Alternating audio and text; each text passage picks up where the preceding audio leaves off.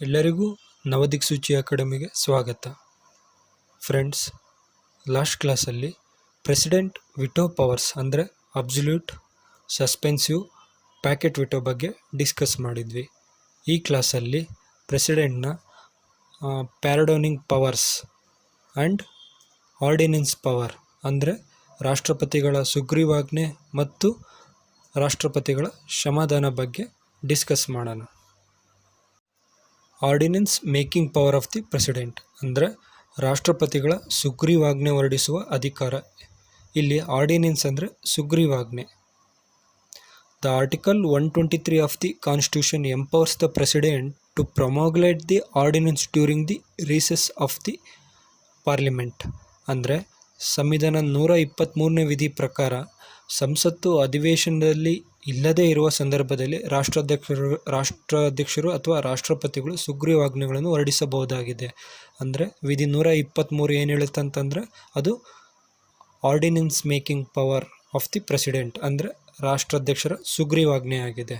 ಅಂದರೆ ವಿಧಿ 123ನೇ ಪ್ರಕಾರ ಸಂಸತ್ತು ಅಧಿವೇಶನದಲ್ಲಿ ಇಲ್ಲದೇ ಇರುವ ಸಂದರ್ಭದಲ್ಲಿ ಅದು ರಾಜ್ಯಸಭಾ ಮತ್ತು ಲೋಕಸಭಾ ಅಂದರೆ ಅವೆರಡು ಅಧಿವೇಶನದ ಇಲ್ಲದೇ ಇರುವ ಸಂದರ್ಭದಲ್ಲಿ ರಾಷ್ಟ್ರಾಧ್ಯಕ್ಷರಿಗೆ ಸುಗ್ರೀವಾಜ್ಞೆಗಳನ್ನು ಹೊರಡಿಸುವ ಅಧಿಕಾರವಿರುತ್ತದೆ. These ordinance have the same force and effect as an act of parliament but are in the nature of the temporary laws. ಅಂದರೆ ಈ ಸಂಸತ್ತು ಅಂದರೆ ಲೋಕಸಭಾ ಮತ್ತು ರಾಜ್ಯಸಭಾದಿಂದ ರೂಪಿಸಲ್ಪಟ್ಟ ಕಾನೂನುಗಳಿಗೆ ಇರುವಷ್ಟೇ ಅಧಿಕಾರ ಮತ್ತು ಮಹತ್ವ ಸುಗ್ರೀವಾಜ್ಞೆಗಳಿಗಿದೆ. ಈಗ ಸಂಸತ್ತು ಕೆಲವೊಂದು ಕಾನೂನುಗಳನ್ನು ರೂಪಿಸುತ್ತೆ. ಅದರ ರೂಪಿಸುವ ಅಧಿಕಾರ ಮತ್ತು ಮಹತ್ವಗಳು ಈ ರಾಷ್ಟ್ರಾಧ್ಯಕ್ಷರು ಹೊರಡಿಸುವ ಸುಗ್ರೀವಾಜ್ಞೆಗಳಿಗೆ ಇದೆ. ಆದರೆ ಏನಂದರೆ these nature of temporary loss ಅಂದರೆ ಈ ಸುಗ್ರೀವಾಜ್ಞೆಗಳು ತಾತ್ಕಾಲಿಕ ಕಾನೂನಿನ ಸ್ವರೂಪದಲ್ಲಿರುತ್ತವೆ. ಅಂದರೆ ಇವು ಪರ್ಮನೆಂಟ್ ಲಾಸ್ ಆಗಿರಲ್ಲ. ಈ ಕಾನೂನುಗಳು ತಾತ್ಕಾಲಿಕ ಕಾನೂನಿನ ಸ್ವರೂಪದಲ್ಲಿರುತ್ತವೆ. ಯಾಕಂದರೆ ಇದು ರಾಷ್ಟ್ರಾಧ್ಯಕ್ಷರ ಇಚ್ಛೆಯ ಮೇರೆಗೆ ಸುಗ್ರೀವಾಜ್ಞೆಗಳನ್ನು ಹೊರಡಿಸಿರುತ್ತಾರೆ. ಅದೇ ಸಂಸತ್ತಿನ ರೂಪಿಸಲ್ಪಟ್ಟ ಕಾನೂನು ಆದರೆ ಅವಕ್ಕೆ ಇಷ್ಟು ಕಾಲಮಿತಿ ಅಂತ ಇರುತ್ತೆ. ಇವು ತಾತ್ಕಾಲಿಕ ಕಾನೂನಿನ ಸ್ವರೂಪದಲ್ಲಿರುತ್ತವೆ. Next, the ordinance making power is the most important legislative power of the president. ಅಂದರೆ ಈ ಸುಗ್ರೀವಾಜ್ಞೆ, ಈ ರಾಷ್ಟ್ರಪತಿಗಳ ಸುಗ್ರೀವಾಜ್ಞೆ ಹೊರಡಿಸುವ ಅಧಿಕಾರವು ಈ ರಾಷ್ಟ್ರಾಧ್ಯಕ್ಷರಿಗೆ ಅತ್ಯಂತ ಪ್ರಮುಖ ಶಾಸನೀಯ ಅಧಿಕಾರವಾಗಿದೆ. It has been vested in him to deal with unforeseen or urgent matters, but the exercise of this power is subjected to the following 4 limitation. ಅಂದರೆ ಸುಗ್ರೀವಾಜ್ಞೆ ಹೊರಡಿಸ್ತಾರಲ್ಲ ರಾಷ್ಟ್ರಪತಿಗಳು, ಇದು ಅತ್ಯಂತ ತುರ್ತು ಸಂದರ್ಭಗಳಲ್ಲಿ ಅಥವಾ ಅನಿರೀಕ್ಷಿತ ಸಂದರ್ಭಗಳನ್ನು ನಿಭಾಯಿಸುವ ಸಲುವಾಗಿ ರಾಷ್ಟ್ರಾಧ್ಯಕ್ಷರುಗಳು ಅಥವಾ ರಾಷ್ಟ್ರಪತಿಗಳು ಶಾಸನೀಯ ಅಧಿಕಾರವನ್ನು ನೀಡಲಾಗಿದೆ. ಆದರೆ ಇಲ್ಲೊಂದು ಕಂಡೀಷನ್ ಇದೆ. ಅದೇನೆಂದರೆ ರಾಷ್ಟ್ರಾಧ್ಯಕ್ಷರು ಕೆಳಗಿನ 4 ಮಿತಿಗಳಿಗೆ ಒಳಪಟ್ಟು ಸುಗ್ರೀವಾಜ್ಞೆಯನ್ನು ಹೊರಡಿಸಬೇಕಾಗುತ್ತದೆ. ಅವು ಯಾವ್ಯಾವ ಮಿತಿಗಳು ಅಂದರೆ, first one, he can promulgate an ordinance only when both the houses of parliament are not in session or when either of the 2 houses of the parliament is not in session. ಅಂದರೆ ಮೊದಲನೇ condition ಅಂದರೆ ಮೊದಲನೇ ಮಿತಿ ಏನು ಅಂತಂತಂದರೆ, ಈ ಸಂಸತ್ತಿನ 2 ಸದನಗಳು ಅಧಿವೇಶನದಲ್ಲಿ ಇಲ್ಲದಿರುವಾಗ ಅಥವಾ ಯಾವುದಾದ್ರೂ ಒಂದು ಸದನ ಅಧಿವೇಶನದಲ್ಲಿ ಇಲ್ಲದಿರುವಾಗ ಮಾತ್ರ ರಾಷ್ಟ್ರಪತಿಗಳು ಸುಗ್ರೀವಾಜ್ಞೆಯನ್ನು ಹೊರಡಿಸಬಹುದು. ಅಂದರೆ ಈ ಸಂಸತ್ತು ಅಂದರೆ ಲೋಕಸಭಾ ಮತ್ತು ರಾಜ್ಯಸಭಾ ಈ 2 ಸದನಗಳು ಅಧಿವೇಶನದಲ್ಲಿ ಇಲ್ಲದಿರುವಾಗ ಅಂದರೆ ಅವು ರಜೆ ಇರ್ತವೆ, ಅಲ್ಲಿ ಸದನಗಳ ಕಲಾಪಗಳು ಏನೂ ಇರಲ್ಲ, ಅಧಿವೇಶನ ನಡೆಯಲ್ಲ. ಅಂಥ ಸಂದರ್ಭದಲ್ಲಿ ಅಥವಾ ಯಾವುದಾದ್ರೂ ಒಂದು ಸದನ ಅಧಿವೇಶನದಲ್ಲಿ ಇಲ್ಲದಿರುವಾಗ ಅಂದರೆ ರಾಜ್ಯಸಭಾ ಆಯಿತು ಅಥವಾ ಲೋಕಸಭಾ ಆಯಿತು, ಅವೆರಡರಲ್ಲಿ ಯಾವುದರ ಒಂದು ಸದನ ಅಧಿವೇಶನದಲ್ಲಿ ಇಲ್ಲದಿರುವಾಗ ಮಾತ್ರ ರಾಷ್ಟ್ರಪತಿಗಳು ಸುಗ್ರೀವಾಜ್ಞೆಯನ್ನು ಹೊರಡಿಸಬಹುದು. An ordinance can also be issued when only one house is in session because a law can be passed by both the houses and not by one house alone. An ordinance made when both the houses are session in void. ಅಂದರೆ ಈ ಕೇವಲ ಒಂದು ಸದನ ಅಧಿವೇಶನದಲ್ಲಿರುವಾಗಲೂ ಸುಗ್ರೀವಾಜ್ಞೆಯನ್ನು ಹೊರಡಿಸಬಹುದಾಗಿದೆ. ಯಾಕೆಂದರೆ ಈಗ 2 ಸದನಗಳು ಅಧಿವೇಶನದಲ್ಲಿ ಇರುವಾಗ ಅವಾಗ ರಾಷ್ಟ್ರಪತಿಗಳು ಸುಗ್ರೀವಾಜ್ಞೆಯನ್ನು ಹೊರಡಿಸೋಕೆ ಬರಲ್ಲ. ಯಾಕೆಂದರೆ ಈಗ ಯಾವ್ದಾರ ಒಂದು ಕಾನೂನು ರೂಪಿಸಲು 2 ಸದನಗಳು ಅಧಿವೇಶನದಲ್ಲಿ ಇರುವುದು ಅಗತ್ಯವಾಗಿದೆ. ಈಗ ಲೋಕಸಭೆ ಇದ್ದು ರಾಜ್ಯಸಭಾ ಅಧಿವೇಶನದಲ್ಲಿ ಇರುವುದಿಲ್ಲ ಅಥವಾ ರಾಜ್ಯಸಭಾ ಅಧಿವೇಶನದಲ್ಲಿದ್ದು ಲೋಕಸಭಾ ಅಧಿವೇಶನದಲ್ಲಿ ಇರಲಿಲ್ಲ ಅಂತಂತಂದರೆ ಆವಾಗ ಯಾವುದೇ ಕಾನೂನು ರೂಪಿಸಲು ಬರುವುದಿಲ್ಲ. ಹಾಗಾಗಿ ಕೇವಲ ಒಂದು ಸದನ ಅಧಿವೇಶನದಲ್ಲಿರುವಾಗ ಸುಗ್ರೀವಾಜ್ಞೆಯನ್ನು ಹೊರಡಿಸಬಹುದಾಗಿದೆ. ಯಾಕೆಂದರೆ ಒಂದೇ ಒಂದು ಸದನ ಕಾನೂನನ್ನು ರೂಪಿಸಲ್ಲ. ಈ ಕಾನೂನುಗಳನ್ನು ರೂಪಿಸಬೇಕಂದ್ರೆ ಎರಡೂ ಸದನಗಳು ಅಧಿವೇಶನದಲ್ಲಿ ಇರುವುದು ಅಗತ್ಯವಾಗಿದೆ. ಇದು ಮೊದಲನೇ ನಿಯಮ ಆಗಿದೆ. ಅಂದರೆ ಈ ರಾಷ್ಟ್ರಪತಿಗಳು ಎರಡೂ ಸದನಗಳು ಅಧಿವೇಶನದಲ್ಲಿ ಇಲ್ಲದಿರುವಾಗ ಅಥವಾ ಯಾವುದಾದ್ರೂ ಒಂದು ಸದನ ಅಧಿವೇಶನದಲ್ಲಿ ಇಲ್ಲದಿರುವಾಗ ಮಾತ್ರ ರಾಷ್ಟ್ರಪತಿಗಳು ಸುಗ್ರೀವಾಜ್ಞೆಯನ್ನು ಹೊರಡಿಸಬಹುದು. Next second limitation, he can make an ordinance only when he's satisfied that the circumstances exist that render it necessary for him to take immediate action. ಅಂದರೆ ಎರಡನೇ ನಿಯಮ ಏನಂತಂದರೆ, ತುರ್ತು ಸಂದರ್ಭ ಉದ್ಭವಿಸಿದೆ ಹಾಗೂ ಅಗತ್ಯವಿದೆ ಎಂದು ರಾಷ್ಟ್ರಾಧ್ಯಕ್ಷರು ಭಾವಿಸಿದಲ್ಲಿ ಮಾತ್ರ ಸುಗ್ರೀವಾಜ್ಞೆಗಳನ್ನು ಹೊರಡಿಸಬಹುದು. ಅದು ಉದ್ದೇಶಪೂರಿತವಾಗಿರಬೇಕು. ಈಗ ಯಾವುದೇ ಒಂದು ತುರ್ತು ಸಂದರ್ಭ ಉದ್ಭವಿಸಿದೆ ಮತ್ತು ಅದಕ್ಕೆ ಅಗತ್ಯವಿದೆ ಸುಗ್ರೀವಾಜ್ಞೆ ಅಥವಾ ಈ ಸುಗ್ರೀವಾಜ್ಞೆ ಅಂತಂತಂದರೆ ಕಾನೂನು, ಅದು ಅಲ್ಪಾವಧಿ ಇರುತ್ತೆ. ಆ ಕಾನೂನು ರೂಪಿಸಲು ಅಗತ್ಯವಿದೆ ಅಂತಂದರೆ ರಾಷ್ಟ್ರಾಧ್ಯಕ್ಷರುಗಳು ಆವಾಗ ಸುಗ್ರೀವಾಜ್ಞೆಯನ್ನು ಹೊರಡಿಸಬಹುದು. ಅಂದರೆ ಈಗ ಸುಗ್ರೀವಾಜ್ಞೆ ಹೊರಡಿಸುತ್ತಾರಲ್ಲ, ಅದು ಉದ್ದೇಶಪೂರಿತವಾಗಿರಬೇಕು, ಅದು ದುರುದ್ದೇಶಪೂರಿತವಾಗಿರಬಾರ್ದು. In Cooper case 1970, the supreme court held that the president's satisfaction can be questioned in a court on the ground of malified. ಅಂದರೆ ಈ ಕೂಪರ್ ಪ್ರಕರಣ 1970 ಕೂಪರ್ ಪ್ರಕರಣ ಒಂದು ಸುಪ್ರೀಂ ಕೋರ್ಟ್ ತೀರ್ಪು ನೀಡುತ್ತದೆ. ಕೂಪರ್ ಪ್ರಕರಣದಲ್ಲಿ ಅದು ಏನಂತಂತಂದರೆ, ಈ ರಾಷ್ಟ್ರಾಧ್ಯಕ್ಷರು ಅಥವಾ ರಾಷ್ಟ್ರಪತಿಗಳು ದುರುದ್ದೇಶ ಪೂರಿತ ಅನಿಸಿಕೆ ಭಾವನೆಯನ್ನು ನ್ಯಾಯಾಲಯದಲ್ಲಿ ಪ್ರಶ್ನಿಸಬಹುದು ಎಂಬುದಾಗಿ ಸುಪ್ರೀಂ ಕೋರ್ಟ್ ತೀರ್ಪು ನೀಡುತ್ತದೆ. ಈಗ ರಾಷ್ಟ್ರಾಧ್ಯಕ್ಷರು ಯಾವುದೇ ಉದ್ದೇಶಿತ ಪೂರಿತವಲ್ಲದೆ ದುರುದ್ದೇಶಿತ ಪೂರಿತ ಅನಿಸಿಕೆ ಭಾವನೆಯಿಂದ ಸುಗ್ರೀವಾಜ್ಞೆಗಳನ್ನು ಹೊರಡಿಸಿದರೆ ಅದನ್ನು ನ್ಯಾಯಾಲಯದಲ್ಲಿ ಪ್ರಶ್ನಿಸಬಹುದೆಂದಾಗಿ ಸುಪ್ರೀಂ ಕೋರ್ಟು ತೀರ್ಪು ನೀಡುತ್ತದೆ. ಯಾವ ಪ್ರಕರಣದಲ್ಲಿ ಅಂದರೆ 1976 ಕೂಪರ್ ಪ್ರಕರಣದಲ್ಲಿ. This means that the decision of the president to issue an ordinance can be questioned in a court on the ground that the president has prorogued one house or both the houses of parliament deliberately with a view to promulgate an ordinance on a controversial subject. ಅಂದರೆ ಇದರ ಅರ್ಥ ಏನಂದರೆ, ಈಗ ರಾಷ್ಟ್ರಪತಿಗಳು ಯಾವುದೇ ವಿಷಯದ ಕುರಿತು ಅಥವಾ ವಿವಾದಾತ್ಮಕ ವಿಷಯದ ಕುರಿತು ಸುಗ್ರೀವಾಜ್ಞೆಗಳನ್ನು ಪ್ರಕಟಿಸುವ ಉದ್ದೇಶಪೂರ್ವಕವಾಗಿ ಸಂಸತ್ತಿನ ಒಂದು ಸದನ ಅಥವಾ ಎರಡು ಸದನಗಳು ಅಂದರೆ ಲೋಕಸಭಾ ಮತ್ತು ರಾಜ್ಯಸಭೆಯನ್ನು ಮುಂದೂಡಿದರೆಂಬ ಕಾರಣಕ್ಕಾಗಿ ಸುಗ್ರೀವಾಜ್ಞೆಯನ್ನು ಹೊರಡಿಸುವ ರಾಷ್ಟ್ರಾಧ್ಯಕ್ಷರ ನಿರ್ಧಾರವನ್ನು ನ್ಯಾಯಾಲಯದಲ್ಲಿ ಪ್ರಶ್ನಿಸಬಹುದು.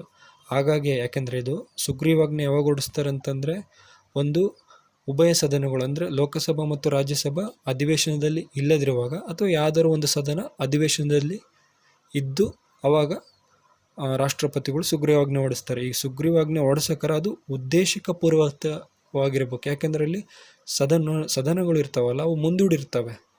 ಆಗ ಆ ಕಾರಣಕ್ಕಾಗಿ ಸುಗ್ರೀವಾಜ್ಞೆ ಹೊರಡಿಸುವ ರಾಷ್ಟ್ರಾಧ್ಯಕ್ಷ ನಿರ್ಧಾರವನ್ನು ನ್ಯಾಯಾಲಯದಲ್ಲಿ ಪ್ರಶ್ನಿಸಬಹುದು. ಯಾಕಂದರೆ ಯಾವುದರ ಒಂದು ವಿವಾದಾತ್ಮಕ ವಿಷಯವಾಗಿರುತ್ತೆ, ಅದರ ಕುರಿತು ಸುಗ್ರೀವಾಜ್ಞೆ ಪ್ರಕಟಿಸಿಬಿಡ್ತಾರೆ. ಅದು ಉದ್ದೇಶಪೂರ್ವಕವಾಗಿದೆಯೋ ದುರುದ್ದೇಶಪೂರ್ವಕವಾಗಿದೆಯೋ ಎಂದು ನ್ಯಾಯಾಲಯದಲ್ಲಿ ಪ್ರಶ್ನಿಸಬಹುದು ಈ ರಾಷ್ಟ್ರಾಧ್ಯಕ್ಷರ ನಿರ್ಧಾರವನ್ನು. ಇದು ಎರಡನೇ ನಿಯಮವಾಗಿದೆ.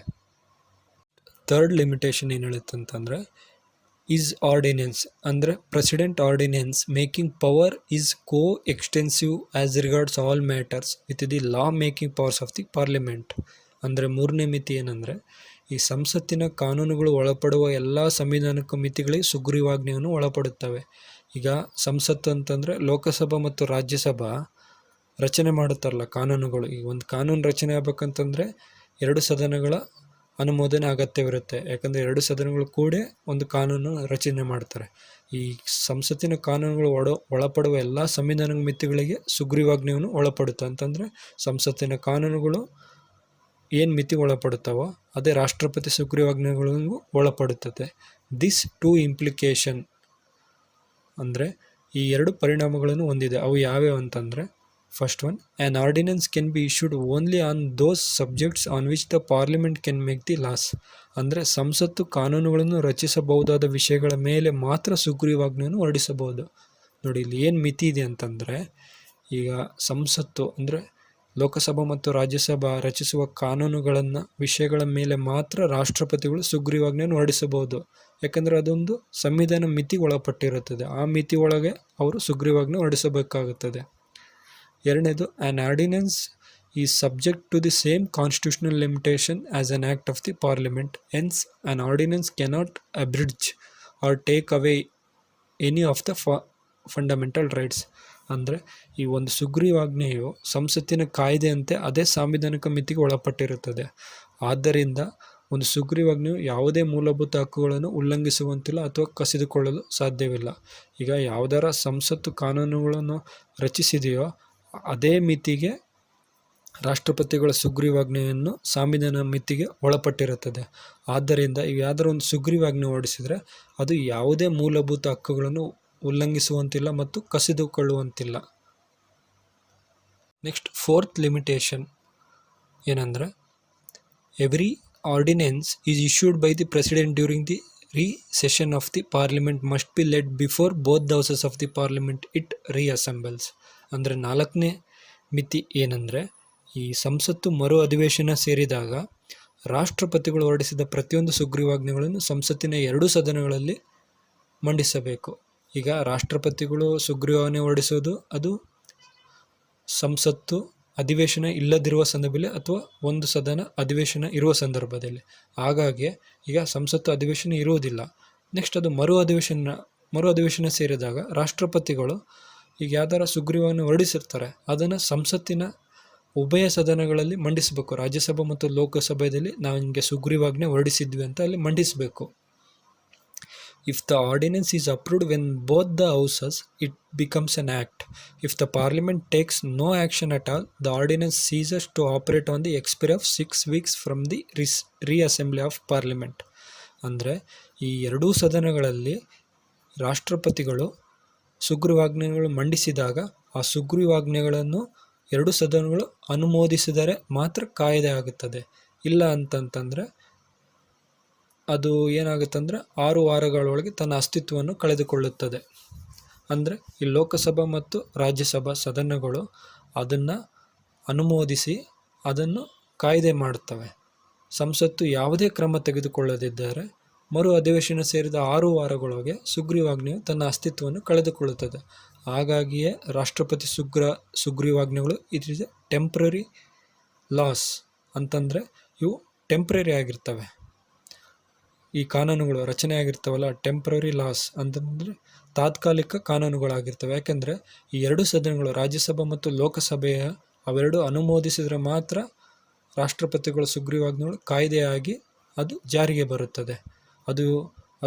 ಅದಕ್ಕೂ ಸರ್ಟೆನ್ ಟೈಮ್ ಇದೆ. ಅಂದರೆ 6 ವಾರಗಳ ಒಳಗೆ ಮರು ಅಧಿವೇಶನ ಸೇರಿ 6 ವಾರಗಳಿಗೆ ಸುಗ್ರೀವಾಜ್ಞೆಯು ತನ್ನ ಅಸ್ತಿತ್ವವನ್ನು ಕಳೆದುಕೊಳ್ಳುತ್ತದೆ. ಅಷ್ಟರೊಳಗೆ ಸಂಸತ್ತು ಅದನ್ನು ಅನುಮೋದಿಸಿ ಕಾಯ್ದೆ ಮಾಡಬೇಕಾಗುತ್ತದೆ.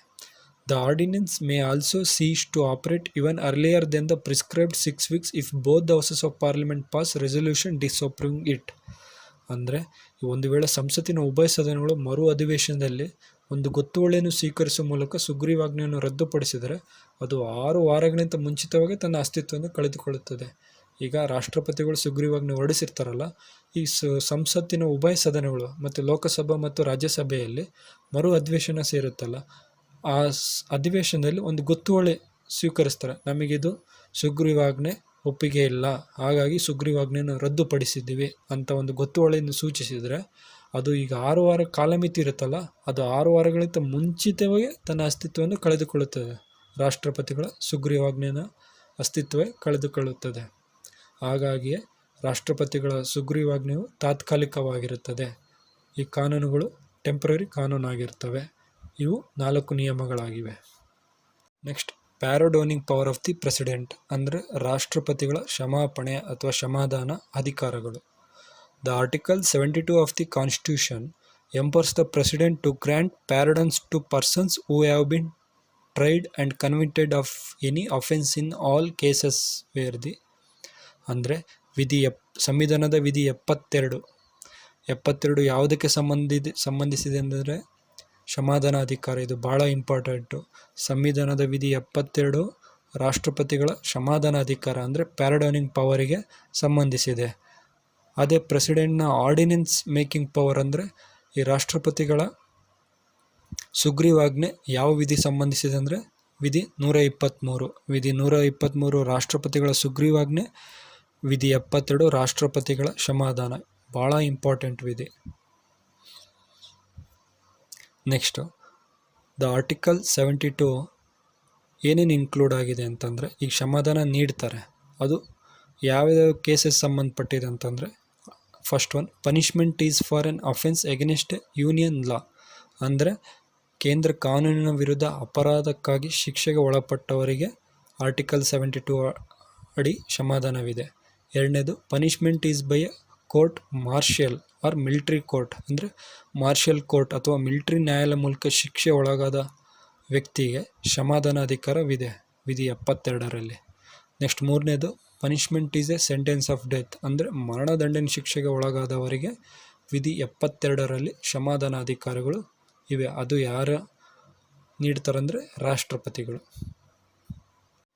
Next, the pardoning power of the president is independent of the judiciary, it is an executive power, ಅಂದರೆ ಈ ರಾಷ್ಟ್ರಾಧ್ಯಕ್ಷರ ಕ್ಷಮಾದಾನ ಅಧಿಕಾರವು ನ್ಯಾಯಾಂಗದಿಂದ ಸ್ವತಂತ್ರವಾಗಿದೆ, ಇದು ಕಾರ್ಯಾಂಗದ ಅಧಿಕಾರವಾಗಿದೆ. ಅಂದರೆ ಈ ಪ್ಯಾರಡೋನಿಂಗ್ ಪವರ್ ಇದೆಯಲ್ಲ, ಕ್ಷಮಾದಾನ ಅಧಿಕಾರವು ಇದು executive power of the president, special executive power of the president, ಅಂದರೆ ಇದು ಕಾರ್ಯಾಂಗದ ಅಧಿಕಾರವಾಗಿದೆ. ಯಾರ್ದು? ರಾಷ್ಟ್ರಾಧ್ಯಕ್ಷರದು. ಅದೇ ಈಗ ಆರ್ಡಿನೆನ್ಸ್ ಅಂದರೆ ಸುಗ್ರೀವಾಜ್ಞೆ ಇದೆಯಲ್ಲ, ಅದು it is A special power, ಅಂದರೆ ಅದು legislative power of the president ಆಗಿದೆ, ಅದು ಶಾಸನೀಯ ಅಧಿಕಾರ. ಇದು ಭಾಳ ಇಂಪಾರ್ಟೆಂಟು. ಅಂದರೆ ಸುಗ್ರೀವಾಜ್ಞೆ ಅಂದರೆ ಆರ್ಡಿನೆನ್ಸ್ ಅದು ಏನದು legislative power of the president, ಅಂದರೆ ಶಾಸನೀಯ ಅಧಿಕಾರವಾಗಿದೆ. ಯಾವುದು? ಸುಗ್ರೀವಾಜ್ಞೆಯು. ಅದೇ ಇದು ಪ್ಯಾರಡೋನಿಂಗ್ ಅಂತಂತಂತಂದರೆ ಕ್ಷಮಾದಾನ ಅಧಿಕಾರವು ಅದು ಎಕ್ಸಿಕ್ಯೂಟಿವ್ ಪವರ್ ಆಗಿದೆ, ಅಂದರೆ ಕಾರ್ಯಾಂಗ ಅಧಿಕಾರವಾಗಿದೆ. ಈ ಡಿಫ್ರೆನ್ಸ್ ಗೊತ್ತಿರಬೇಕು, ಪ್ಯಾರಡೋನಿಂಗ್ ಪವರು ಮತ್ತು ರಾಷ್ಟ್ರಪತಿಗಳ ಸುಗ್ರೀವಾಜ್ಞೆಯು ಆರ್ಡಿನೆನ್ಸ್ ಪವರು, ಅದು ಶಾಸನೀಯ ಅಧಿಕಾರವಾದರೆ ಇದು ಕಾರ್ಯಾಂಗ ಅಧಿಕಾರ. Next, the pardoning power of the president includes the following, ಅಂದರೆ ರಾಷ್ಟ್ರಾಧ್ಯಕ್ಷರ ಕ್ಷಮಾದಾನ ಅಧಿಕಾರವು ಈ ಕೆಳಗಿನನ್ನು ಒಳಗೊಂಡಿದೆ. ಅವು ಯಾವ್ಯಾವು ಅಂದರೆ, ಫಸ್ಟ್ ಒನ್, ಪ್ಯಾರಡೋನ್ ಅಂದರೆ ಕ್ಷಮೆ. The pardon removes both the sentence and the conviction and completely absolves the convict from all sentence, punishments and disqualification. ಅಂದರೆ ಈ ರಾಷ್ಟ್ರಪತಿಗಳ ಕ್ಷಮಾದಾನ ಅಧಿಕಾರದಲ್ಲಿ ಕ್ಷಮೆ ಮೊದಲನೇದು. ಇದು ಏನನ್ನು ಇನ್ಕ್ಲೂಡ್ ಆಗಿದೆ ಅಂದರೆ, ಕ್ಷಮೆ ಶಿಕ್ಷೆ ಮತ್ತು ಅಪರಾಧ ಎರಡನ್ನೂ ತೆಗೆದು ಹಾಕುತ್ತದೆ ಮತ್ತು ಎಲ್ಲ ಶಿಕ್ಷೆಗಳು ಮತ್ತು ಅಪರಾಧಗಳು ಮತ್ತು ಅನರ್ಹತೆಗಳಿಂದ ಅಪರಾಧಿಯನ್ನು ಸಂಪೂರ್ಣವಾಗಿ ಮುಕ್ತಗೊಳಿಸುತ್ತದೆ. ನೆಕ್ಸ್ಟ್, ಎರಡನೇದು ಕಮ್ಯುಟೇಷನ್, ಅಂದರೆ ಪರಿವರ್ತಿಸಬಹುದು ಅಥವಾ ಬದಲಾಯಿಸಬಹುದು. The commutation denotes the substitution of one form of punishment for a lighter form. For example, a death sentence may be commuted to rigorous imprisonment which in turn may be commuted to a simple imprisonment. ಅಂದರೆ ಮೊದಲನೇದು ಪ್ಯಾರಡೋನ್ ಕ್ಷಮೆ ರೀತಿ ಆದರೆ, ಎರಡನೇದು commutation ಅಂದರೆ ಪರಿವರ್ತಿಸಬಹುದು ಅಥವಾ ಬದಲಾಯಿಸಬಹುದು. ಅದು ಯಾವ ರೀತಿ ಅಂದರೆ ಶಿಕ್ಷೆಯನ್ನು ಪರಿವರ್ತಿಸಬಹುದು ಅಥವಾ ಬದಲಾಯಿಸಬಹುದು. ಅಂದರೆ ಈ ಒಂದು ರೀತಿಯ ಶಿಕ್ಷೆಯನ್ನು ಹಗುರವಾದ ರೂಪಕ್ಕೆ ಪರ್ಯಾಯವಾಗಿ ಸೂಚಿಸುತ್ತದೆ. ಅಂದರೆ ಉದಾಹರಣೆಗೆ, ಈಗ ಒಂದು ಮರಣದಂಡನೆ ಇದೆ, ಆ ಮರಣದಂಡನೆಯನ್ನು ಕಠಿಣ ಸೆರೆವಾಸಕ್ಕಾರವು ಬದಲಾಯಿಸಬಹುದು ಅಥವಾ ಸರಳ ಸೆರೆವಾಸಕ್ಕಾರವು ಬದಲಾಯಿಸಬಹುದು. ಅದು ರಾಷ್ಟ್ರಾಧ್ಯಕ್ಷರ ಕೈಯಲ್ಲಿರುತ್ತದೆ. ಇದು ಎರಡನೇದು ಕ್ಷಮಾದಾನ ಅಧಿಕಾರದಲ್ಲಿ ಒಳಗೊಂಡಿದೆ. ನೆಕ್ಸ್ಟ್, ಥರ್ಡ್ ಒನ್, ರಿಮಿಷನ್ ಅಂದರೆ ಉಪಶಮನ. The remission implies reducing the period of sentence without changing its character. For example, a sentence of rigorous imprisonment for 2 years may be remitted to the rigorous imprisonment for 1 year. ಅಂದರೆ ಈ ಉಪಶಮನವು ಇದು ಶಿಕ್ಷೆಯ ಅವಧಿಯನ್ನು ಅದರ ಪಾತ್ರವನ್ನು ಬದಲಾಯಿಸದೆ ಕಡಿಮೆ ಮಾಡುವುದನ್ನು ಸೂಚಿಸುತ್ತದೆ. ಅಂದರೆ ಉಪಶಮನ ಅಂದ್ರೇನು? ಶಿಕ್ಷೆಯ ಅವಧಿಯನ್ನು ಅದರ ಪಾತ್ರವನ್ನು ಬದಲಾಯಿಸದೆ ಕಡಿಮೆ ಮಾಡುವುದನ್ನು ಸೂಚಿಸುತ್ತದೆ. ಉದಾಹರಣೆಗೆ, ಅವನಿಗೆ 2 ವರ್ಷ ಕಠಿಣ ಜೈಲು ಶಿಕ್ಷೆ ಇದ್ದರೆ ಅದನ್ನು 1 ವರ್ಷ ಅವಧಿಗೆ ಕಠಿಣ ಸೆರೆವಾಸಕ್ಕೆ ಉಪಶಮನ ಮಾಡುವುದು. ಅಂದರೆ 2 ವರ್ಷದಿದ್ದು 1 ವರ್ಷ ಮಾಡುವುದಕ್ಕೆ ಅದನ್ನು ಉಪಶಮನ ಅಥವಾ ರಿಮಿಷನ್ ಎಂದು ಕರೀತಾರೆ. ನೆಕ್ಸ್ಟ್, ನಾಲ್ಕನೇದು ರೆಸ್ಪೆಕ್ಟ್ ಅಂದರೆ ಬಿಡುವು. The respect denotes awarding A lesser sentence in place of one originally awarded due to some special fact such as the physically disability of a convict or the pregnancy of a woman offender. ಅಂದರೆ ಈ ಬಿಡುವು ಅಂದರೆ ಇದು ಅಪರಾಧಿಯ ದೈಹಿಕ ಅಂಗವೈಕಲ್ಯ ಅಥವಾ ಮಹಿಳೆಯ ಗರ್ಭಾವಸ್ಥೆಯ ಕೆಲವು ವಿಶೇಷ ಸಂಗತಿಗಳಿಂದ ಮೂಲತಃ ನೀಡಿದ ಶಿಕ್ಷೆಯ ಬದಲಾಗಿ ಕಡಿಮೆ ಶಿಕ್ಷೆಯನ್ನು ನೀಡುವುದನ್ನು ಸೂಚಿಸುತ್ತದೆ. ಅಂದರೆ ಈ ಮೂಲತಃ ಅವರಿಗೆ ಒಂದು 5 ವರ್ಷ ಶಿಕ್ಷೆ ಒಳಪಟ್ಟಿರ್ತಾರೆ, 5 ವರ್ಷ ಶಿಕ್ಷೆ ಒಳಪಟ್ಟಿರೋನು ಕಡಿಮೆ ಮಾಡೋದು, 2 ವರ್ಷಕ್ಕೆ ಕಡಿಮೆ ನೀಡುವ ಶಿಕ್ಷೆಯನ್ನು ಸೂಚಿಸುತ್ತದೆ. ಅದು ಎಂಥ ಅಪರಾಧಿಗಳೆಂದರೆ ಅದು ದೈಹಿಕ ಅಂಗವೈಕಲ್ಯ ಮತ್ತು ಮಹಿಳೆಯ ಗರ್ಭಾವಸ್ಥೆ ಅಂತ ಕೆಲವು ವಿಶೇಷ ಸಂಗತಿಗಳಿಂದ ಬಿಡುವನ್ನು ನೀಡುತ್ತದೆ ಶಿಕ್ಷೆಯಿಂದ. ನೆಕ್ಸ್ಟ್ 5th ಒನ್ ರಿಪ್ರೀವ್ ಅಂದರೆ ಹಿಮ್ಮೆಟ್ಟುವಿಕೆ. The reprieve implies a stay of the execution of a sentence for a temporary period, especially that of death. The purpose is to enable the convict to have time to seek pardon or commutation from the President. ಅಂದರೆ reprieve ಅಂದರೆ ಹಿಮ್ಮೆಟ್ಟುವಿಕೆ ಇದೆಯಲ್ಲ, ಇದು ತಾತ್ಕಾಲಿಕ ಅವಧಿಯ ಶಿಕ್ಷೆಯ ಮರಣದಂಡನೆ ತಡೆ ಹಿಡಿಯುವುದನ್ನು ಸೂಚಿಸುತ್ತದೆ, ವಿಶೇಷವಾಗಿ ಅಂದರೆ ಮರಣದಂಡನೆ. ಇದರ ಉದ್ದೇಶವು ಅಪರಾಧಿಗೆ ರಾಷ್ಟ್ರಪತಿಯಿಂದ ಕ್ಷಮಾದಾನ ಪಡೆಯಲು ಅಥವಾ ಪರಿವರ್ತಿಸಬಹುದಾದ ಸಮಯವನ್ನು ಹೊಂದುವಂತೆ ಮಾಡುವುದಾಗಿದೆ. ಅಂದರೆ ಈ ರಿಪ್ರೀವ್ ಅಂತಂದರೆ ಈಗ ಒಬ್ಬ ಅಪರಾಧಿಗೆ ಅವನಿಗೆ ಗಲ್ಲು ಶಿಕ್ಷೆ ಅಂತ ಮರಣದಂಡನೆಯನ್ನು ನೀಡಿರ್ತಾರೆ. ಅಂದರೆ ಇದನ್ನು ತಾತ್ಕಾಲಿಕ ಅವಧಿಗೆ ತಡೆ ಹಿಡುವುದನ್ನು ಸೂಚಿಸುತ್ತದೆ, ಯಾವುದು ರಿಪ್ರೀವ್. ಹಾಗಾಗಿ ಇದರ ಉದ್ದೇಶವು ಅಪರಾಧಿಗೆ ರಾಷ್ಟ್ರಪತಿಯಿಂದ ಕ್ಷಮಾದಾನ ಪಡೆಯಲು ಸಮಯವನ್ನು ಹೊಂದುವಂತೆ ಮಾಡುವುದಾಗಿದೆ. ಹಾಗಾಗಿ ಇವು 5 ರಾಷ್ಟ್ರಪತಿಗಳ ಕ್ಷಮಾದಾನ ಅಧಿಕಾರವನ್ನು ಒಳಗೊಂಡಿರುತ್ತದೆ. ಮೊದಲನೇದು ಪ್ಯಾರಡಾನ್ ಅಂದರೆ ಕ್ಷಮೆ, 2ನೇದು ಕಮ್ಯುಟೇಷನ್, 3ನೇದು ರಿಮಿಷನ್, 4ನೇದು ರಿಸ್ಪೆಕ್ಟ್, 5ನೇದು ರಿಪ್ರೀವ್. ಕೇಳ್ತಾರೆ ಎಕ್ಸಾಮಲ್ಲಿ, pardon, commutation, remission, respite, reprieve is related to whom? Governor, president, prime minister. ಅಂದರೆ ಅಲ್ಲಿ ಪ್ರೆಸಿಡೆಂಟ್ ಅಂತ ಹೇಳ್ಬೇಕು, ಯಾಕಂದರೆ ಇವು ಪವರ್ಸ್ ಆಫ್ ದ ಪ್ರೆಸಿಡೆಂಟ್. ಅಂದರೆ ಪ್ಯಾರಡನಿಂಗ್ ಪವರ್ಸ್, ಕ್ಷಮಾದಾನ ಅಧಿಕಾರವು ರಾಷ್ಟ್ರಪತಿಗಳ ಕ್ಷಮಾದಾನ ಅಧಿಕಾರವಾಗಿದ್ದಾವೆ. ಫ್ರೆಂಡ್ಸ್, ಈ ಫ್ಲೋಗ್ರಾಫಲ್ಲಿ the types of pardoning power of the president ನೋಡ್ಬೋದು. ಈಗ 5 ಹೇಳಿದ್ವಲ್ಲ ನಾವು. ಫಸ್ಟ್ ಒನ್ ಪ್ಯಾರಡಾನ್, 2ನೇದು ರಿಸ್ಪೆಕ್ಟ್, 3ನೇದು reprieve, 4th one remit and commute. ಅದನ್ನು ನೀವು ಒಂದೇ ಫ್ಲೋಗ್ರಾಫಲ್ಲಿ ನೋಡ್ಬೋದು. ಪ್ಯಾರಡನಿಂಗ್ ಪವರ್ಸ್ ಅಂದರೆ ರಾಷ್ಟ್ರಪತಿಗಳ ಕ್ಷಮಾದಾನ ಅಧಿಕಾರವು. ಇದು ಭಾಳ ಇಂಪಾರ್ಟೆಂಟು, ಪರೀಕ್ಷೆಯಲ್ಲಿ ಕೇಳ್ತಾರೆ. ಈ pardon, respite, reprieve, remit, commute is related to whom?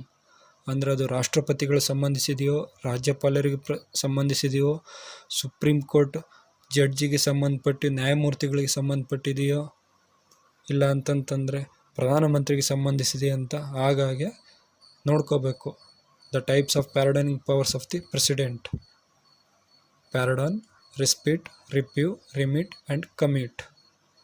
Next, under article 161 of the constitution, the governor of state also possess the pardoning power. ಇಲ್ಲಿ ನೋಡಿ, ಇಲ್ಲಿ ಸಂವಿಧಾನದ 161ನೇ ವಿಧಿಯ ಅಡಿಯಲ್ಲಿ ರಾಜ್ಯದ ಗವರ್ನರ್ ಕೂಡ ಕ್ಷಮಾದಾನ ಅಧಿಕಾರವನ್ನು ಹೊಂದಿರ್ತಾರೆ. ಈಗ ರಾಷ್ಟ್ರಪತಿಗಳು ವಿಧಿ 72 ಅಡಿಯಲ್ಲಿ ಯಾವ ರೀತಿ ಕ್ಷಮಾದಾನ ಅಧಿಕಾರ ಹೊಂದಿರ್ತಾರೋ ಹಾಗೆ ಆ ರಾಜ್ಯದ ರಾಜ್ಯಪಾಲರು ಸಹ 161ನೇ ವಿಧಿಯಡಿಯಲ್ಲಿ ಕ್ಷಮಾದಾನ ಅಧಿಕಾರವನ್ನು ಹೊಂದಿರುತ್ತಾರೆ. ಇಲ್ಲಿ ಡಿಫ್ರೆನ್ಸಸ್ ಇದೆ, ಅದೇನಂತ ನೋಡೋಣ. Hence, the governor can also grant pardons, reprieves, respites, and remissions of punishments, or suspend the remit and commute the sentence of any person convicted of an offence against a state law. ಆದ್ದರಿಂದಲೇ ಈ ರಾಜ್ಯಪಾಲರು ಕ್ಷಮಾದಾನ, ಹಿಂಪಡುವಿಕೆ, ಬಿಡುವು ಮತ್ತು ಶಿಕ್ಷೆಯ ಉಪಶಮನಗಳನ್ನು ನೀಡಬಹುದು ಅಥವಾ ರಾಜ್ಯದ ಕಾನೂನಿನ ವಿರುದ್ಧ ಯಾವುದೇ ಅಪರಾಧಕ್ಕೆ ಶಿಕ್ಷೆಗೊಳಗಾದ ಯಾವುದೇ ವ್ಯಕ್ತಿಯ ಶಿಕ್ಷೆಯನ್ನು ಅಮಾನತುಗೊಳಿಸಬಹುದು ಅಥವಾ ರದ್ದುಗೊಳಿಸಬಹುದು ಮತ್ತು ಬದಲಾಯಿಸಬಹುದು. ಅಂದರೆ ಈಗೇನು ನಾವು ರಾಷ್ಟ್ರಪತಿಗಳ ಕ್ಷಮಾದಾನ ಅಧಿಕಾರ ನೋಡಿದೆವೋ ಅದೇ ರೀತಿಯೇ ರಾಜ್ಯಪಾಲರ ಕ್ಷಮಾದಾನ ಅಧಿಕಾರ ವಿಧಿ 161 ಅಡಿಯಲ್ಲಿ. ಅಂದರೆ ಈ ರಾಜ್ಯ ಕಾನೂನಿನ ವಿರುದ್ಧ ಅಪರಾಧಕ್ಕೆ ಒಳಪಟ್ಟ ವ್ಯಕ್ತಿಯ ಶಿಕ್ಷೆಯನ್ನು ಅಮಾನತುಗೊಳಿಸಬಹುದು ಅಥವಾ ರದ್ದುಗೊಳಿಸಬಹುದು ಮತ್ತು ಬದಲಾಯಿಸಬಹುದು. ಯಾರು? ರಾಜ್ಯಪಾಲರು. Next, the article 161 differs from article 72. ಅಂದರೆ ವಿಧಿ 161 ವಿಧಿ 72ಕ್ಕಿಂತ ಹೇಗೆ ಭಿನ್ನವಾಗಿದೆ ಅಂತ. The pardoning power of the governor differs from that of the president in the following 2 respects. ಅಂದರೆ ಈ ವಿಧಿ 161 ವಿಧಿ 72ಕ್ಕಿಂತ ಹೇಗೆ ಭಿನ್ನವಾಗಿದೆ ಎಂದು ಈ ರಾಜ್ಯಪಾಲರ ಕ್ಷಮಾದಾನ ಅಧಿಕಾರವು ಈ ಕೆಳಗಿನ 2 ವಿಷಯಗಳಲ್ಲಿ ರಾಷ್ಟ್ರಪತಿಯ ಕ್ಷಮಾದಾನ ಅಧಿಕಾರಕ್ಕಿಂತ ಭಿನ್ನವಾಗಿದೆ. ಅಂದರೆ ವಿಧಿ 72 ರಾಷ್ಟ್ರಪತಿಯ ಕ್ಷಮಾದಾನ ಅಧಿಕಾರ, ವಿಧಿ 161 ಅದು ರಾಜ್ಯಪಾಲರ ಕ್ಷಮನ ಅಧಿಕಾರ. ಈ ವಿಧಿ 72 ವಿಧಿ 161 ಎರಡು ಭಿನ್ನವಾಗಿದೆ. ಅಂದರೆ ಆ ಕ್ಷಮಾದಾನ ಅಧಿಕಾರಗಳು ಅದು ಎರಡು ರೀತಿಯಲ್ಲಿ ಭಿನ್ನವಾಗಿವೆ. ಅವು ಯಾವ ಅಂತ ನೋಡೋಣ. ಮೊದಲನೇದು, the president can pardon sentence inflicted by court martial or military courts while the governor cannot ನಾಟ್. ಅಂದರೆ ಈ ಮಾರ್ಷಲ್ ಕೋರ್ಟ್ ಅಂದರೆ ಮಿಲಿಟರಿ ನ್ಯಾಯಾಲಯಗಳು ವಿಧಿಸಿದ ಶಿಕ್ಷೆಗಳನ್ನು ರಾಷ್ಟ್ರಪತಿಗಳು ಮಾತ್ರ ಕ್ಷಮಿಸಬಹುದು, ಆದರೆ ರಾಜ್ಯಪಾಲರು ಕ್ಷಮಿಸುವಂತಿಲ್ಲ.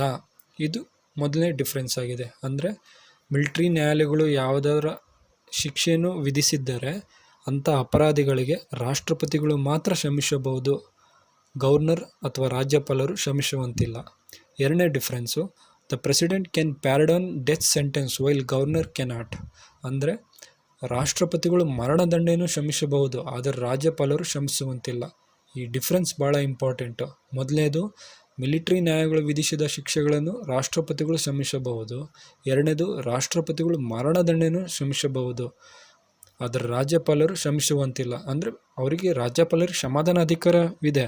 ಇವು ಎರಡು ಎಕ್ಸೆಪ್ಷನ್ನು.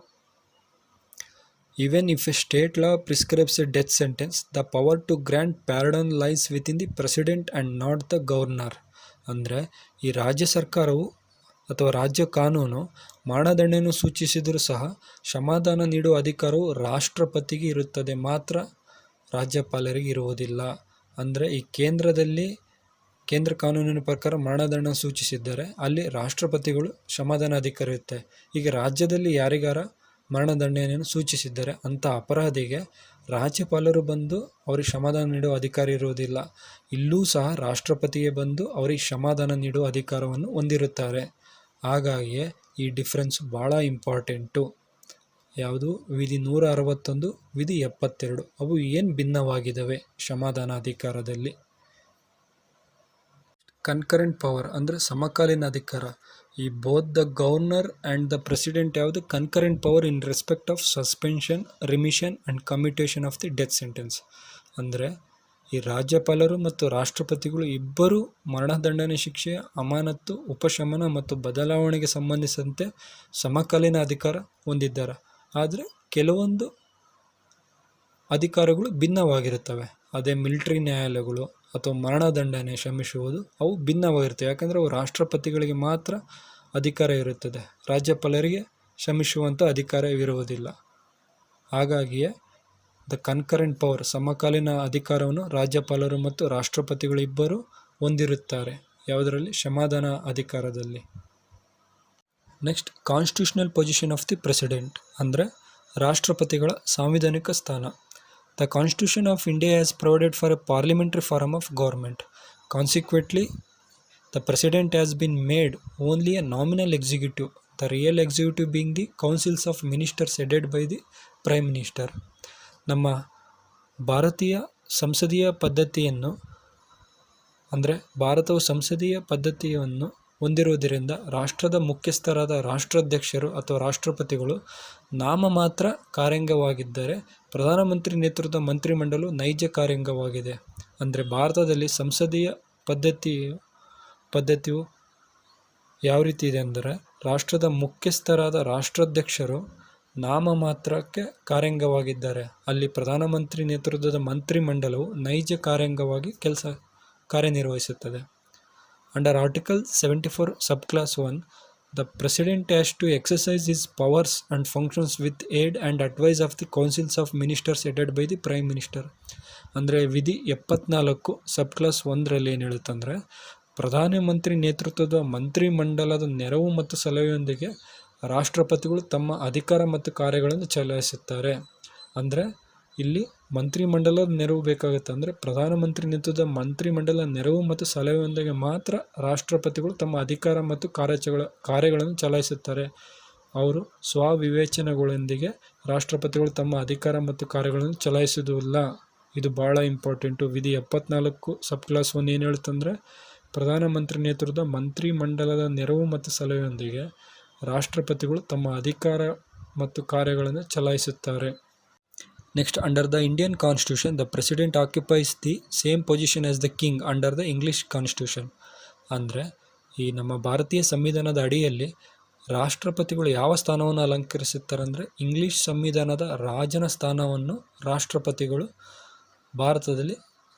ಭಾರತೀಯ ಸಂವಿಧಾನದಲ್ಲಿ ಅಲಂಕರಿಸುತ್ತಾರೆ. ಯಾವ ಸ್ಥಾನವನ್ನು? ಇಂಗ್ಲಿಷ್ ಸಂವಿಧಾನದ ರಾಜಸ್ಥಾನವನ್ನು. The president is the head of the state but not of the executive. He represent the nation but does not rule the nation. He is the symbol of the nation. ಅಂದರೆ ರಾಷ್ಟ್ರಪತಿಗಳು ರಾಜ್ಯದ ಮುಖ್ಯಸ್ಥರಾಗಿರ್ತಾರೆ, ಆದರೆ ಅವರು ಕಾರ್ಯಾಂಗದ ಮುಖ್ಯಸ್ಥರಾಗಿರುವುದಿಲ್ಲ. ಅಂದರೆ ಈಗ ಎಲ್ಲ ಕಾರ್ಯಗಳು ರಾಷ್ಟ್ರಪತಿ ಹೆಸರಲ್ಲೇ ನಡೆಯುತ್ತವೆ, ಆದರೆ ಅವರು ಕಾರ್ಯಾಂಗದಲ್ಲಿ ಮುಖ್ಯಸ್ಥರಾಗಿರುವುದಿಲ್ಲ. ಅವರು ರಾಷ್ಟ್ರವನ್ನು ಪ್ರತಿನಿಧಿಸುತ್ತಾರೆ, ಆದರೆ ದೇಶವನ್ನು ಆಳುವುದಿಲ್ಲ. ಅವರು ರಾಷ್ಟ್ರದ ಸಂಕೇತ. ಈಗ ನಮ್ಮ ರಾಷ್ಟ್ರದ ಆಡಳಿತ ವ್ಯವಸ್ಥೆಯಲ್ಲಿ ಎಲ್ಲ ಅಂತಾರಾಷ್ಟ್ರೀಯ ಮತ್ತು ರಾಷ್ಟ್ರೀಯ ಕಾರ್ಯಾಂಗಗಳನ್ನು ರಾಷ್ಟ್ರಪತಿ ಹೆಸರಿನಲ್ಲೇ ನಡೆಯುತ್ತವೆ, ಆದರೆ ಅವರು ರಾಷ್ಟ್ರವನ್ನು ಪ್ರತಿನಿಧಿಸುತ್ತಾರೆ ಹೊರತು ದೇಶವನ್ನು ಆಳುವುದಿಲ್ಲ. ಯಾಕೆಂದರೆ ಅವರು ಕಾರ್ಯಾಂಗದ ಮುಖ್ಯಸ್ಥರಲ್ಲ. ಇಲ್ಲಿ ದೇಶವನ್ನು ಆಳುವುದು ಯಾರು? ಪ್ರಧಾನಮಂತ್ರಿ. ಇಲ್ಲಿ ರಾಷ್ಟ್ರಪತಿ ಏನಾಗಿರ್ತಾರೆ? ರಾಷ್ಟ್ರದ ಸಂಕೇತವಾಗಿರ್ತಾರೆ. ಅವರು ಕಾರ್ಯಾಂಗದ ಮುಖ್ಯಸ್ಥರಾಗಿರುವುದಿಲ್ಲ. Next, the president place in administration is that of seal by which the nation decisions are made known under Article 74 subclass 1. ಅಂದರೆ ವಿಧಿ 74 ಸಬ್ಕ್ಲಾಸ್ 1 ಅಡಿಯಲ್ಲಿ ರಾಷ್ಟ್ರಪತಿಗಳ ಸ್ಥಾನವು ರಾಷ್ಟ್ರದ ನಿರ್ಧಾರಗಳನ್ನು ತಿಳಿಸುವ ಮುದ್ರೆಯಾಗಿದೆ ಅಥವಾ ರಬ್ಬರ್ ಸ್ಟಾಂಪ್. ಅಂದರೆ ಯಾವ ವಿಧಿಯಡಿಯಲ್ಲಿ? ಅಂದರೆ ವಿಧಿ 74 ಸಬ್ಕ್ಲಾಸ್ 1 ಅಡಿಯಲ್ಲಿ ರಾಷ್ಟ್ರದ ನಿರ್ಧಾರಗಳನ್ನು ರಾಷ್ಟ್ರಪತಿಗಳ ಸ್ಥಾನವು ಮುದ್ರೆ ಅಥವಾ ರಬ್ಬರ್ ಸ್ಟಾಂಪ್ ಆಗಿದೆ. He is generally bounded by the advice of his ministers. He can do nothing contrary to their advice, nor can he do anything without their advice. ಅಂದರೆ ಈ ರಾಷ್ಟ್ರಪತಿಗಳು ಸಾಮಾನ್ಯವಾಗಿ ತಮ್ಮ ಮಂತ್ರಿಮಂಡಲದ ಸಲಹೆಗೆ ಬದ್ಧರಾಗಿರ್ತಾರೆ. ರಾಷ್ಟ್ರಪತಿಗಳು ಮಂತ್ರಿಮಂಡಲದ ಸಲಹೆಯ ವಿರುದ್ಧವಾಗಿ ಏನನ್ನೂ ಮಾಡಲಾರರು ಅಥವಾ ಅವರ ಸಲಹೆಯನ್ನು ಪಡೆಯದೆ ಏನನ್ನೂ ಮಾಡಲು ಸಾಧ್ಯವಿಲ್ಲ. ಅಂದರೆ ಭಾರತದ ರಾಷ್ಟ್ರಪತಿಗಳು ರಾಷ್ಟ್ರದ ನಿರ್ಧಾರಗಳನ್ನು ತಿಳಿಸುವ ಮುದ್ರೆಯಾಗಿದೆ ಅಥವಾ ರಬ್ಬರ್ ಸ್ಟಾಂಪ್ ಆಗಿದೆ. Next, under article 53, the executive power of the union shall be vested in the president and shall be exercised by him either directly or through the officers subordinate to him in accordance with this constitution.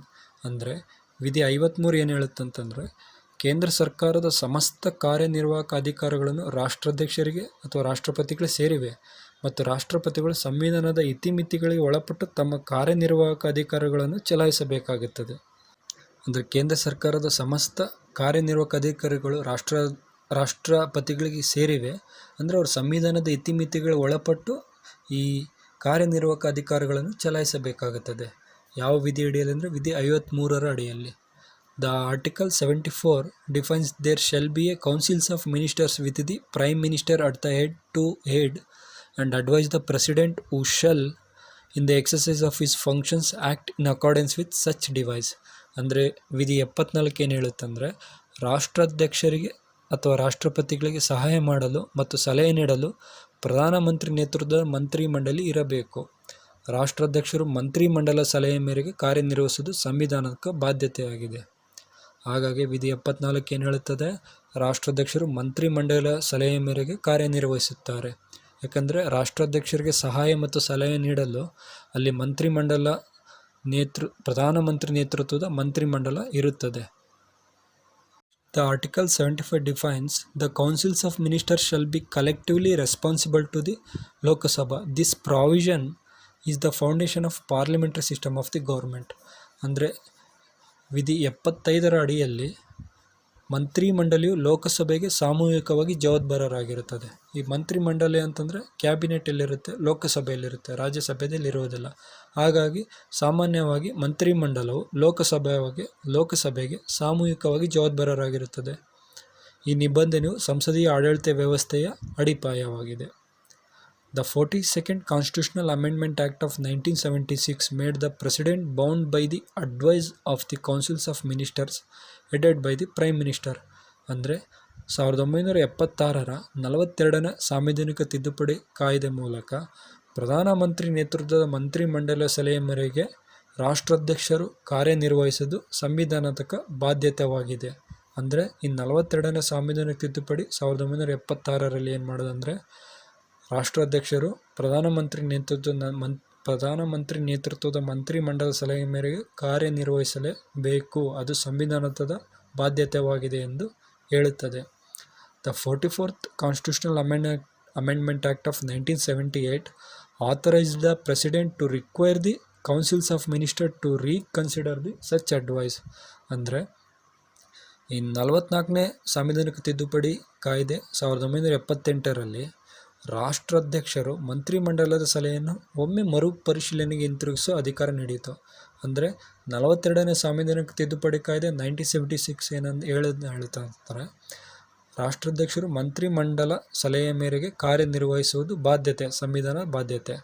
ಆದರೆ 44ನೇ ಸಾಂವಿಧಾನಿಕ ತಿದ್ದುಪಡಿ ಕಾಯ್ದೆ 1978ರಲ್ಲಿ ಈ ಪ್ರಧಾನಮಂತ್ರಿ ನೇತೃತ್ವದ ಮಂತ್ರಿಮಂಡಲದ ಸಲಹೆಯನ್ನು ಅವರು ಒಮ್ಮೆ ಮರುಪರಿಶೀಲನೆಗೆ ಹಿಂದಿರುಗಿಸುವ ಅಧಿಕಾರವನ್ನು ನೀಡಿತು. ಯಾವುದು? 44ನೇ ಸಾಂವಿಧಾನಿಕ ತಿದ್ದುಪಡಿ ಕಾಯ್ದೆ. ನೆಕ್ಸ್ಟ್, ಡಿಸ್ಕ್ರಿಷನರಿ ಪವರ್ಸ್ ಅಂದರೆ ರಾಷ್ಟ್ರಪತಿಗಳ ವಿವೇಚನಾಧಿಕಾರಿಗಳು. ಅವು ಯಾವುವು ಅಂತಂದರೆ, though the president has no constitutional discretion, he has some situational discretion. ಅಂದರೆ ಈಗ ರಾಷ್ಟ್ರಾಧ್ಯಕ್ಷರಿಗೆ ಸಾಂವಿಧಾನಿಕ ವಿವೇಚನಾಧಿಕಾರಿಗಳು ಇಲ್ಲದಿದ್ದರೂ ಅವರು ಕೆಲವು ಸಾಂದರ್ಭಿಕ ವಿವೇಚನಾಧಿಕಾರಿಗಳನ್ನು ಹೊಂದಿದ್ದಾರೆ. ಅಂದರೆ ವಿವೇಚನಾ ಅಧಿಕಾರಿಗಳು ಅಂದರೆ ಅವರ ಇಚ್ಛೆ ಮೇರೆಗೆ, ಅವರ ವಿವೇಚನೆ ಮೇರೆಗೆ ಅಧಿಕಾರಗಳನ್ನು ತೆಗೆದುಕೊಳ್ಳುವುದು. ಅಂದರೆ ಅವರಿಗೆ ಸಾಂವಿಧಾನಿಕ ವಿವೇಚನಾ ಅಧಿಕಾರಗಳು ಇಲ್ಲದಿದ್ದರೂ ಕೆಲವು ಸಾಂದರ್ಭಿಕ ವಿವೇಚನಾ ಅಧಿಕಾರಗಳನ್ನು ತೆಗೆದುಕೊಳ್ಳಲು ಅರ್ಹತೆಯನ್ನು ಹೊಂದಿದ್ದಾರೆ. ಅವು ಯಾವ್ಯಾವು ಅಂತಂದರೆ, the president can act on his discretion without the advice of the ministers under the following situation. ಅಂದರೆ ಈ ಕೆಳಗಿನ ಸಂದರ್ಭಗಳಲ್ಲಿ ಮಂತ್ರಿಮಂಡಲ ಸಲಹೆ ಇಲ್ಲದೆ ರಾಷ್ಟ್ರಾಧ್ಯಕ್ಷರು ತಮ್ಮ ವಿವೇಚನೆಗೆ ಅನುಗುಣವಾಗಿ ಕಾರ್ಯನಿರ್ವಹಿಸಬಹುದು. ಅಂದರೆ ಇಲ್ಲಿ ವಿವೇಚನಾ ಅಧಿಕಾರಿಗಳು ಅಂತಂದರೆ ತಮ್ಮ ವಿವೇಚನೆಗೆ ಅನುಗುಣವಾಗಿ ಅವರು ಕಾರ್ಯನಿರ್ವಹಿಸಬಹುದು. ಅವು ಯಾವ್ಯಾವು ಅಂತಂದರೆ, ಮೊದಲನೇದು appointment of prime minister when no party has a clear majority in the Lok Sabha or when the prime minister in office dies suddenly and there is no obvious successor. ಅಂದರೆ ಈ ಲೋಕಸಭೆಯಲ್ಲಿ ಯಾವುದೇ ಪಕ್ಷವು ಸ್ಪಷ್ಟ ಬಹುಮತವನ್ನು ಹೊಂದಿಲ್ಲದಾಗ ಅಥವಾ ಅಧಿಕಾರದಲ್ಲಿರುವ ಪ್ರಧಾನಮಂತ್ರಿಯು ಹಠಾತ್ ಮರಣ ಹೊಂದಿದಾಗ ಮತ್ತು ಸ್ಪಷ್ಟ ಉತ್ತರಾಧಿಕಾರಿ ಇಲ್ಲದಿದ್ದಾಗ ಪ್ರಧಾನಮಂತ್ರಿಯನ್ನು ನೇಮಕ ಮಾಡುವ ಸಂದರ್ಭದಲ್ಲಿ ಇವರ ವಿವೇಚನಾ ಅನುಗುಣವಾಗಿ ಕಾರ್ಯನಿರ್ವಹಿಸಬಹುದು. ನೆಕ್ಸ್ಟ್, ಎರಡನೇದು dismissal of the council of ministers when it cannot prove the confidence of the Lok Sabha. ಅಂದರೆ ಲೋಕಸಭೆಯು ವಿಶ್ವಾಸವನ್ನು ಸಾಬೀತುಪಡಿಸಲು ಸಾಧ್ಯವಾಗದಿದ್ದಾಗ ಅವರು ಮಂತ್ರಿಮಂಡಲವನ್ನು ವಜಾಗೊಳಿಸಬಹುದು. ಅಂದರೆ ರಾಷ್ಟ್ರಪತಿಗಳು ವಿವೇಚನಾಧಿಕಾರದಿಂದ ಮಂತ್ರಿಮಂಡಲವನ್ನು ವಜಾಗೊಳಿಸಬಹುದು. Next, third one, dissolution of Lok Sabha if the councils of ministers has lost its majority. ಅಂದರೆ ಮಂತ್ರಿಮಂಡಲವು ಬಹುಮತವನ್ನು ಕಳೆದುಕೊಂಡರೆ ಲೋಕಸಭೆಯನ್ನು ವಿಸರ್ಜನೆ ಮಾಡಬಹುದು. ರಾಷ್ಟ್ರಾಧ್ಯಕ್ಷರ ವಿವೇಚನಾ ಅಧಿಕಾರಗಳು ಅಂದರೆ ಡಿಸ್ಕ್ರಿಟರಿ ಪವರ್ಸ್ ಆಫ್ ದಿ ಪ್ರೆಸಿಡೆಂಟ್ 4 ಇವೆ. ಅವು ಮಂತ್ರಿಮಂಡಲ ಸಲಹೆ ಇಲ್ಲದೆ ರಾಷ್ಟ್ರಾಧ್ಯಕ್ಷರು ತಮ್ಮ ವಿವೇಚನೆಗೆ ಅನುಗುಣವಾಗಿ ಕಾರ್ಯನಿರ್ವಹಿಸಬಹುದು. ಅವು ಯಾವ್ಯಾವ ಅಂತಂದರೆ, ಮೊದಲನೇದು ಲೋಕಸಭೆಯಲ್ಲಿ ಯಾವುದೇ ಪಕ್ಷವು ಸ್ಪಷ್ಟ ಬಹುಮತವನ್ನು ಹೊಂದಿಲ್ಲದಾಗ ಅಥವಾ ಅಧಿಕಾರದಲ್ಲಿರುವ ಪ್ರಧಾನಮಂತ್ರಿಯು ಹಠಾತ್ ಮರಣ ಹೊಂದಿದ್ದಾಗ ಅಥವಾ ಸ್ಪಷ್ಟ ಉತ್ತರಾಧಿಕಾರಿ ಇಲ್ಲದಿದ್ದಾಗ ಪ್ರಧಾನಮಂತ್ರಿಯ ನೇಮಕವನ್ನು ಮಾಡಬಹುದು. ಅಂದರೆ ಅವರ ತಮ್ಮ ರಾಷ್ಟ್ರಾಧ್ಯಕ್ಷರ ವಿವೇಚನೆ ಅನುಗುಣವಾಗಿ ಅವರು ಉತ್ತರಾಧಿಕಾರಿ ಅಂದರೆ ಪ್ರಧಾನಮಂತ್ರಿಯನ್ನು ನೇಮಕ ಮಾಡುವುದು. ಈಗ ಲೋಕಸಭೆಯಲ್ಲಿ ಅಂದರೆ ಯಾವುದೇ ಸ್ಪಷ್ಟ ಬಹುಮತ ಹೊಂದಿಲ್ಲದಾಗ ಅಥವಾ ಅಧಿಕಾರದಲ್ಲಿರುವ ಪ್ರಧಾನಮಂತ್ರಿ ಹಠಾತ್ ಮರಣ ಹೊಂದಿದಾಗ ಉತ್ತರಾಧಿಕಾರಿಯಾಗಿ ಪ್ರಧಾನಮಂತ್ರಿಯನ್ನು ನೇಮಕ ಮಾಡುವುದು. ಅದು ರಾಷ್ಟ್ರಾಧ್ಯಕ್ಷರ ವಿವೇಚನೆ ಅನುಗುಣವಾಗಿ ಕಾರ್ಯನಿರ್ವಹಿಸುತ್ತದೆ. ಎರಡನೇದು, ಲೋಕಸಭೆಯನ್ನು ವಿಶ್ವಾಸವನ್ನು ಸಾಬೀತುಪಡಿಸಲು ಸಾಧ್ಯವಾಗದಿದ್ದಾಗ ಮಂತ್ರಿಮಂಡಲವನ್ನು ವಜಾಗೊಳಿಸಬಹುದು. ಈಗ ಯಾವುದೇ ಸದನಗಳಾಗಲಿ, ಅದು ಲೋಕಸಭಾ ಅಥವಾ ರಾಜ್ಯ ವಿಧಾನಸಭೆಗಳಲ್ಲಿ ಅಲ್ಲಿ ವಿಶ್ವಾಸ ಮತ ಹೊಂದಿರುವವರೆಗೂ ಆ ಸಭೆ ಮಂತ್ರಿಮಂಡಲವು ಕಾರ್ಯನಿರ್ವಹಿಸಿರುತ್ತೆ. ಅಲ್ಲಿ ವಿಶ್ವಾಸವನ್ನು ಸಾಬೀತುಪಡಿಸಲು ಸಾಧ್ಯವಾಗದಿದ್ದಾಗ ಅದು ಆಟೋಮೆಟಿಕ್ಲಿ ವಜಾಗೊಳ್ಳುತ್ತೆ ಆ ಸದನ. ಹಾಗಾಗಿ ಲೋಕಸಭೆಯು ವಿಶ್ವಾಸವನ್ನು ಸಾಬೀತುಪಡಿಸಲು ಸಾಧ್ಯವಾಗದಿದ್ದಾಗ ಮಂತ್ರಿಮಂಡಲವನ್ನು ವಜಾಗೊಳಿಸಬಹುದು. ಯಾರು? ರಾಷ್ಟ್ರಾಧ್ಯಕ್ಷರ ವಿವೇಚನೆ ಅನುಗುಣವಾಗಿ ವಜಾಗೊಳಿಸಬಹುದಾಗಿದೆ ಮಂತ್ರಿಮಂಡಲವನ್ನು. ಮೂರನೇದು, ಮಂತ್ರಿಮಂಡಲ ಬಹುಮತವನ್ನು ಕಳೆದುಕೊಂಡರೆ ಲೋಕಸಭೆಯನ್ನು ರಾಷ್ಟ್ರಾಧ್ಯಕ್ಷರು ವಿಸರ್ಜನೆ ಮಾಡಬಹುದು. ಅಂದರೆ ಯಾವುದೋ ಈಗ ಮಂತ್ರಿಮಂಡಲ ಇದೆ, ಅಂದರೆ ಕ್ಯಾಬಿನೆಟ್ ಮಿನಿಸ್ಟ್ರಿ ಇದೆ, ಅದರ ಬಹುಮತವನ್ನು ಕಳೆದುಕೊಂಡ್ರೆ ಲೋಕಸಭೆಯನ್ನು ವಿಸರ್ಜನೆ ಮಾಡುತ್ತಾರೆ. ಅದರ ಅಧಿಕಾರ ಯಾರಿಗಿರುತ್ತೆ ಅಂದರೆ ಅದು ರಾಷ್ಟ್ರಾಧ್ಯಕ್ಷರು ವಿವೇಚನ ಅಧಿಕಾರವಾಗಿದೆ. ಅವರು ರಾಷ್ಟ್ರಾಧ್ಯಕ್ಷರು ತಮ್ಮ ವಿವೇಚನೆ ಅನುಗುಣವಾಗಿ ಲೋಕಸಭೆಯನ್ನು ವಿಸರ್ಜನೆ ಮಾಡುತ್ತಾರೆ. ಯಾಕಂದರೆ ಅಲ್ಲಿ ವಿಶ್ವಾಸಮತ ಸಾಬೀತುಪಡಿಸಲ್ಲ, ಅಲ್ಲಿ ಮಂತ್ರಿಮಂಡಲವು ಬಹುಮತವನ್ನು ಕಳೆದುಕೊಳ್ಳುತ್ತೆ. ಇವು ರಾಷ್ಟ್ರಾಧ್ಯಕ್ಷರ ವಿವೇಚನಾ ಅಧಿಕಾರಗಳಾಗಿವೆ. Thanks for watching this video. Please like, comment and share this video. ಇದೇ ರೀತಿ ಗುಡ್ ಕಂಟೆಂಟ್ ವೀಡಿಯೋಸಿಗೆ ನಿಮ್ಮ ಸಹಕಾರ ನಮಗೆ ಅಗತ್ಯವಾಗಿದೆ.